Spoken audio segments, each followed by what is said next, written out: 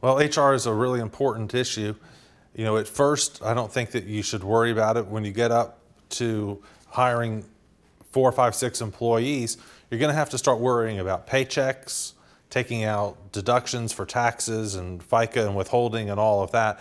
And so one of the first things I would do is hire someone to actually do my paychecks for me, because I don't want to deal with that accounting problem.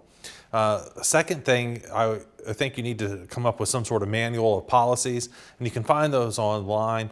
Copy them from some other source. You don't need to write it yourself, but some sort of sexual harassment policy, a written vacation policy, so that it's all down in writing. It's got to be in writing for it to be real. And then I think the third important thing that you need to think about when you're doing HR is that you have to realize that you as the entrepreneur are creating a culture. I know one business where the entrepreneur was a drinker, and at 4:30, 5 o'clock on most days, he'd go out and get a drink. Well, that company became a company of drunks.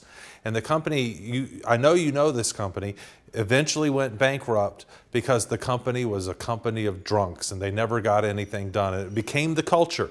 If the entrepreneur is a womanizer, the company is going to become a company of womanizers.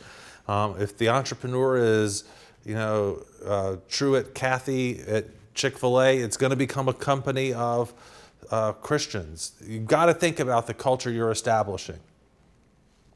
Yeah, and also there's the compliance issue of HR, where we get forms and we get certain policies in place and we make sure that we're compliant. And then there's sort of the practical aspect of in building a culture, and also how do I inspire these folks to do the things that I need them to do? How do I instill my vision of success to them? How do I get them to care more about the business than I do?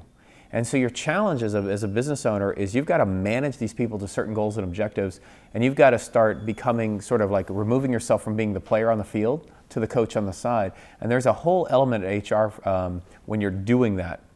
You become really you focused on your people and your team and building that culture and inspiring people to do better, and getting people sort of lined up on a clear mission and purpose. Very important.